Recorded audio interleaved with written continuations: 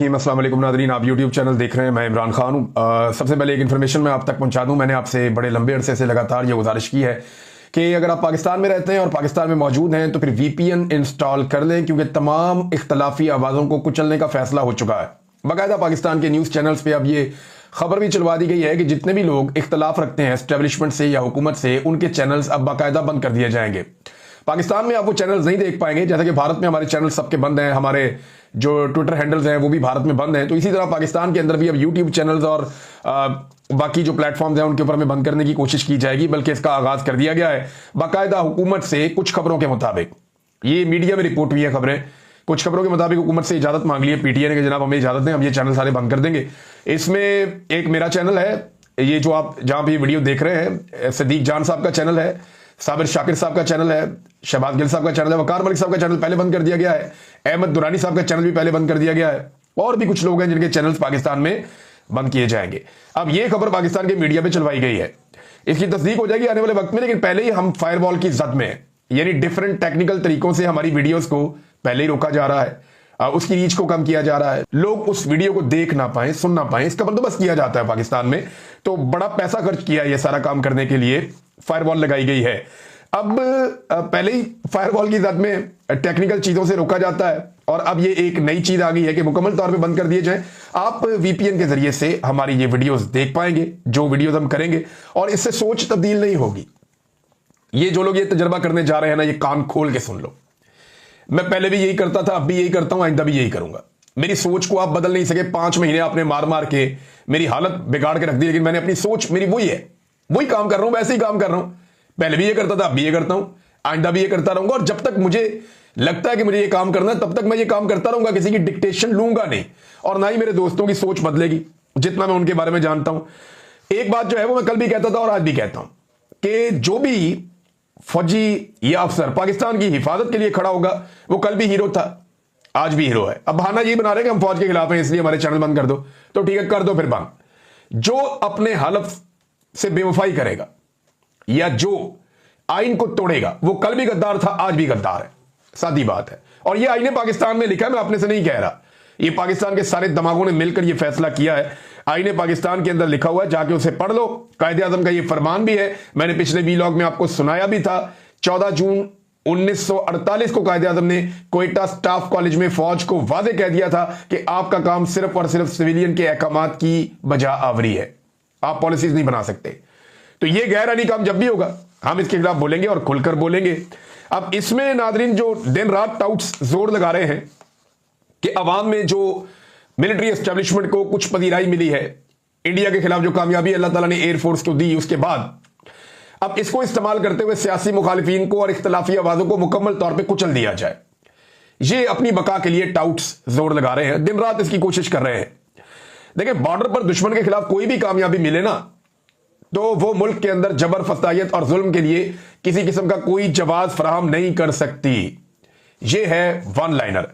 तो नाज़रीन, VPN वगैरह इंस्टॉल कर ले अगर आप ये वीडियो देखना चाहते हैं। हम अपना काम करते रहेंगे और आप तक अपनी आवाज पहुंचाते रहेंगे, बशर्ते कि आप भी अब थोड़ी सी कोशिश करें, VPN वगैरह लगाएं और इन वीडियोस को सुनने की जो है कोशिश करें। मैं आपको कुछ VPN बताऊंगा भी, कुछ दीगर दोस्तों ने बताए भी हैं कि ये फ्री मिल जाते हैं, आप इनको इंस्टॉल कर लें और इसके बाद जब आपने हमारी वीडियो सुननी हो, आप आराम से इसको ऑन करें, आपको हमारी वीडियोस मिल जाएंगी। वीडियो सुने, उसके बाद बेशक ऑफ कर दें VPN को। नाज़रीन, एक बड़ा अफसोसनाक वाकया वो मैं आपके साथ रख देता हूं सामने। ये वजीरिस्तान के अंदर ड्रोन हमला हुआ है, और मुबैना तौर पे ये ड्रोन हमला पाकिस्तान की जानिब से हुआ है। इस ड्रोन हमले में 4 बच्चे शहीद हो गए हैं, जबकि 3 जख्मी हुए हैं।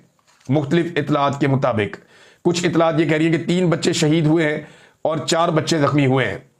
अब क्योंकि वो दूर दराज का इलाका है, वहां पे मीडिया की इतनी रसाई भी नहीं है वजीरिस्तान में, लेकिन लोगों ने एहतजाज शुरू कर दिया है। जो थोड़ी बहुत तस्वीरें आई हैं वो ये बता रही हैं कि बच्चों की लाशें सड़क के ऊपर रख के लोग वहां पे बैठ गए हैं और वो एहतजाज कर रहे हैं। ये मीर अली का इलाका रिपोर्ट किया जा रहा है वजीरिस्तान में।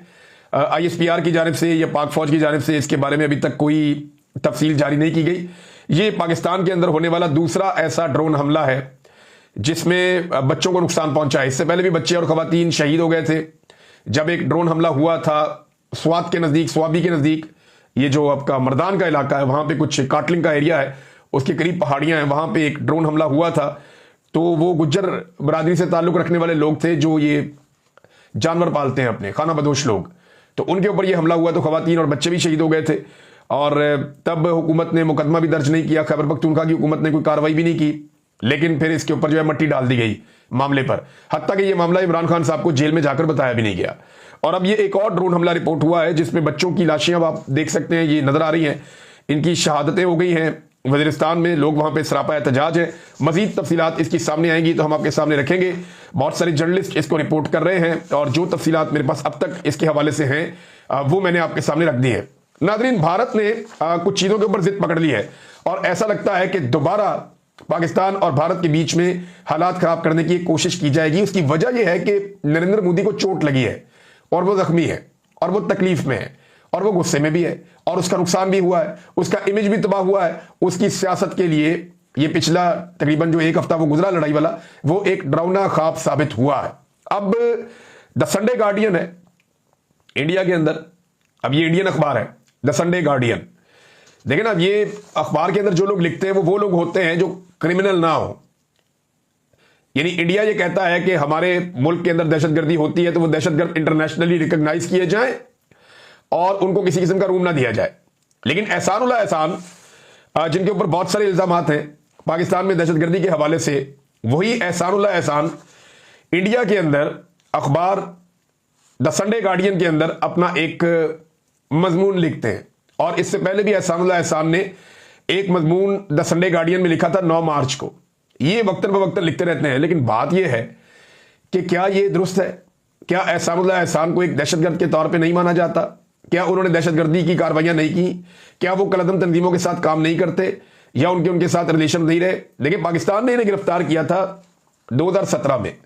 उस वक्त के DGISPR ने आकर बताया, शायद आसिफ गफूर थे, उन्होंने आकर बताया कि जनाब हमने पकड़ लिया है एहसानुल्लाह एहसान को।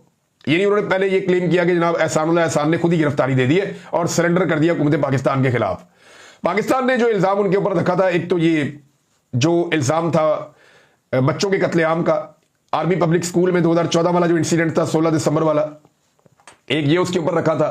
दीगर बहुत सारे इल्जाम उसके ऊपर लगाए जाते थे कि ये कलदम तंजीमों के साथ मिलकर तहरीक तालिबान पाकिस्तान के तर्जुमान के तौर पे काम करता रहा और इसने पाकिस्तान को बहुत नुकसान पहुंचाया। अब ये बंदा जनाब जैसे भी हुआ, क्योंकि TTP ये कह रही थी कि इसको गिरफ्तार किया है, जबकि आसिफ गफूर साहब ने ये खबर दी थी कि नहीं, इसको गिरफ्तार नहीं किया, इसने सरेंडर किया है। तो ये 3 साल तक पाकिस्तानी अफवाज के पास रहा, यानी सिक्योरिटी फोर्सेज की हिरासत में रहा। 2020 में फरवरी में अचानक एक खबर आती है, और वो खबर कैसे आती है? एहसानुल्लाह एहसान खुद ये क्लेम करता है कि वो सिक्योरिटी फोर्सेज की तहवील से निकलकर चला गया है और अब वो आजाद शहरी है। तो ये जो इंसिडेंट था, इसने पूरे पाकिस्तान को हिलाकर रख दिया।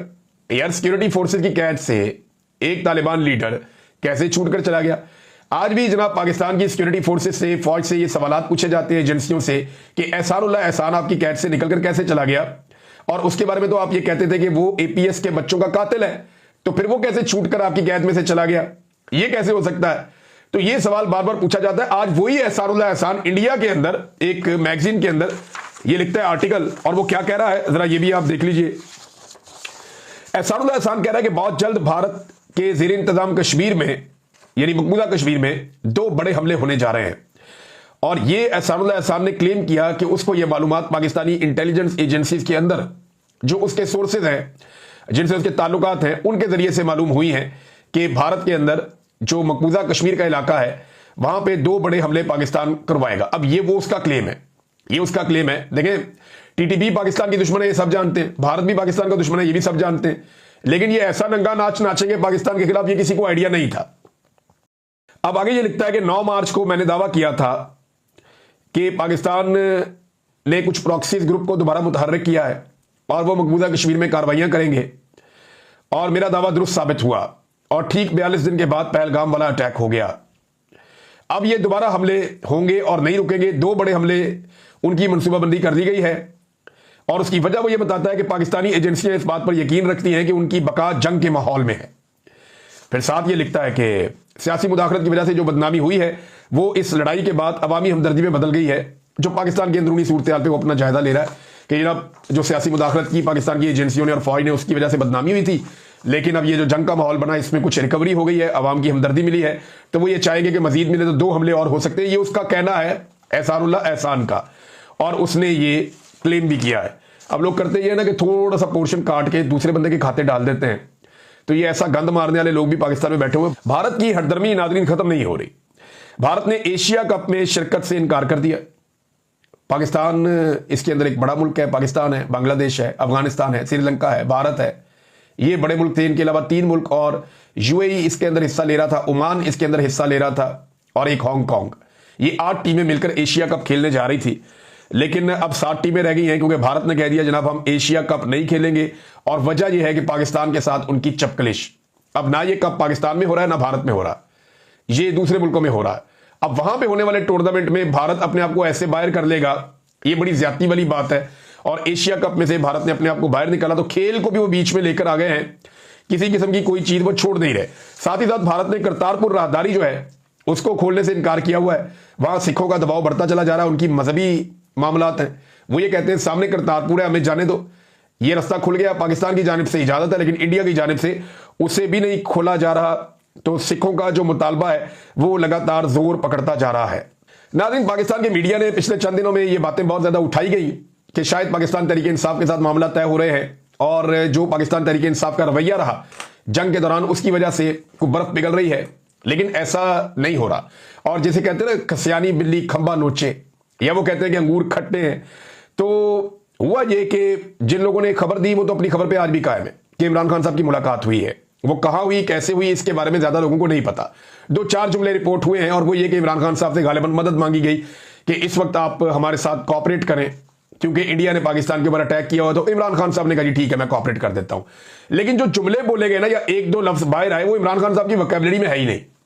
यानी एक जुमला या लफ्ज जो है वो बहुत ज्यादा रिपोर्ट हो रहा है मुख्तलिफ हलकों में कि इमरान खान ने कहा कि तुम दे इंडिया को। ये इमरान खान साहब की वोकैबुलरी में वर्ड नहीं है, हमने उनके मुंह से कभी नहीं सुना। मैंने उनके बाकी करीबी लोगों से भी पूछा, उन्होंने कहा ये गलत रिपोर्ट हुआ, इमरान खान साहब किसी और लफ्ज का इस्तेमाल कर सकते हैं, लेकिन ये वाला वर्ड ऐसे जो है वो इमरान खान साहब बोलते नहीं है। तो पाकिस्तान के कुछ लोगों ने जो बातें की और मीडिया ने जो सौदा बेचने की कोशिश की, पाकिस्तान तहरीक इंसाफ ने वो सौदा खरीदा नहीं। तो अब वो सारे अपनी बात से पीछे हट रहे हैं और कह रहे हैं जी कोई डील नहीं है, कोई रियायत पाकिस्तान तहरीक इंसाफ के लिए नहीं है। तो ना तो इमरान खान साहब ने कोई डील मांगी है और ना ही इमरान खान साहब ने कोई रियायत मांगी है अब तक की इत्तला के मुताबिक। और इमरान खान साहब तो डटे हुए अपने मामले पे, हाँ मुल्क के मामले पे। उन्होंने फॉर द टाइम बीइंग उन्होंने कहा जी बाद में लड़ लेते हैं आपसे, पहले जरा दुश्मन को जवाब दे लें। तो ये बड़ी अच्छी बात है, इमरान खान साहब ने यही किया, बाकी सब लोगों ने यही किया।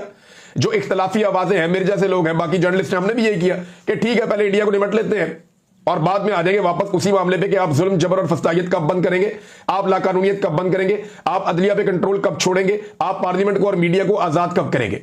ये बातें हम बाद में करेंगे। और वो टाइम गुजर गया ना, देखें 2-4 दिन के अंदर, और अब दोबारा से चीजें वहीं पे आ गई हैं। तो अब वही मीडिया ये कह रहा है जनाब कोई रियायत नहीं है, हालांकि इमरान खान ने कोई रियायत मांगी ही नहीं, कहीं से ये रिपोर्ट हुआ ही नहीं और इसकी कोई वजह भी नहीं थी। अब जो कल मुलाकातों के लिए लिस्ट फ्राहम की गई है जेल इंतजामिया को, उसमें 6 लोग हैं और इन 6 लोगों की मुलाकात इमरान खान साहब से करवाई जाएगी। अगर तो ये मुलाकात हो जाती है तो फिर आप ये समझें कि बड़ी अच्छी खबरें बाहर आएंगी, इमरान खान साहब बड़ा खुलकर बोलेंगे बहुत सारे इश्यूज पे। लेकिन अगर ये मुलाकात नहीं करवाई जाती तो इसका मतलब यह है कि पुरानी डगर पे पाकिस्तान वापस चला गया है। नंबर 1 सलमान गन राजा, सलमान सफदर, इंतजार हुसैन बंजूथा, नियाजुल्लाह नियाजी, अली जफर और जहीर अब्बास। इन लोगों ने इमरान खान साहब से मिलने के लिए जो लिस्ट है वो दी है और ये लोग इमरान खान साहब से मिलेंगे। नाज़रीन, हुकूमत रोजाना की बुनियाद पर दावे कर रही है कि महंगाई कम हो रही है, महंगाई कम हो रही है, लेकिन इन दावों के बावजूद जो जिंदगी बचाने वाली अद्वियात हैं वो बहुत महंगी हो गई हैं। कई अद्वियात जो है 300 से 400% तक महंगी हुई हैं, जबकि महंगाई में कमी के दावों के बावजूद अद्वियात 200% तक महंगी हुई हैं। और ये पाकिस्तान के तमाम अखबारात में, बड़े अखबारात में ये डाटा छपा है और ये क्लियरली बताता है कि हुकूमत के आदादोशुमार सिर्फ आदादोशुमार है, आम आदमी को कोई रिलीफ मिल नहीं रहा। इस वक्त देखें पाकिस्तान तहरीक इंसाफ एक अपोजिशन जमात है और सबसे बड़ी नुमाइंदगी है उनकी कौमी असम्बली में। उन्हें फौरी तौर पे चंद मामला जरूर उठाने चाहिए, क्योंकि हुकूमत जो है वो खामोशी के साथ बजट की तैयारी कर रही है। तो बजट के ऊपर काम करना चाहिए, महंगाई के ऊपर काम करना चाहिए, किसानों के जो मसाइल है उसके ऊपर तवज्जो देनी चाहिए। आम आदमी को पीस कर रख दिया है, आम आदमी का मुकदमा कौन लड़ेगा? अपोजिशन लड़ेगी। बाकी चीजें छोड़कर ज्यादा तवज्जो इस तरफ दें कि आम आदमी के साथ जो जुल्म और ज्यादती इस हुकूमत ने की है और बजट के अंदर जो ये करने जा रहे हैं उसका रास्ता रोकें। इन्हें इतने आराम से अगर आप बजट पास करवाने देंगे तो ये तो कल को ये कह देंगे हमने बेहतरीन बजट दे दिया। इस माहौल के अंदर वो अपनी बात करेंगे, आप अपनी बात करेंगे। आपको एक एक आदाद शुमार निकालकर अपोजिशन को सामने रखना चाहिए, व्हाइट पेपर जारी करने चाहिए, अपोजिशन जमातों से भी मिले, और जो हुकूमत के इत्तेहादी हैं उनसे भी मिले और उन्हें भी बताएंगे अगर ये बजट ऐसे पास होगा तो फिर हम इसकी मुखालफत करेंगे, और खुलकर मुखालफत करें। बाकी सबसे भी कहें इसकी मुखालफत करें, क्योंकि अवाम को पीसने का इन्होंने मुकम्मल बंदोबस्त कर लिया है। IMF को इन्होंने यकीन दहानी करवाई है मुख्तलिफ शोबों में महंगाई को बढ़ाने की। मैं आपको फिर बता रहा हूं कि ये जो बजट आ रहा है इसके हवाले से मौजूदा हुकूमत ने IMF को बड़ी खौफनाक यकीन दहानियां करवाई हैं, जिसके नतीजे में पाकिस्तान में महंगाई में इजाफा होगा। दुनिया में पेट्रोलियम मसनूआत की कीमतें नीचे की तरफ जा रही हैं, पाकिस्तान में नीचे नहीं जा रही। पाकिस्तान में कीमतें बहुत तेजी से बढ़ाकर टॉप पे ले जाकर रोक दी गई हैं, ताकि एक आम पाकिस्तानी जो है वो उसकी जेब से पैसा निकाला जा सके। नाज़रीन, पाकिस्तान तहरीक इंसाफ से सनम जावेद के खिलाफ जो उनकी जमानत के ऊपर एक फैसला महफूज किया गया था अदालत की जानिब से, वो महफूज फैसला आज भी नहीं सुनाया गया। लगता है ऐसा कि कल सुना देंगे, लेकिन तब तक के लिए शायद किसी और मुकदमे का बंदोबस्त कर लें। तो सनम जावेद ने इनको तिगनी का नाच नचाया हुआ। वो बात करती है जो पाकिस्तान का एक आम आदमी सोचता है, वो बात करती है जो पाकिस्तान में लोगों ने नॉर्मली करने की जरूरत नहीं की। अगर सनम जावेद जैसी बातें बेनजीर भुट्टो के दौर में शुरू हो जाती हैं या 90 की दहाई में शुरू हो जाती हैं तो परवेज मुशर्रफ का मार्शल लॉ ना लगता। लेकिन कौम को आगे निकलना पड़ेगा, चीजों को जानना पड़ेगा और मिलिट्री एस्टेब्लिशमेंट का रास्ता रोकना पड़ेगा, जैसे कि कायदे आजम मोहम्मद अली जिन्ना ने फरमाया था। आप इनका रास्ता रोकेंगे, आप इनको इनके असल काम की तरफ वापस भेजेंगे, तभी पाकिस्तान आगे बढ़ेगा और तरक्की करेगा।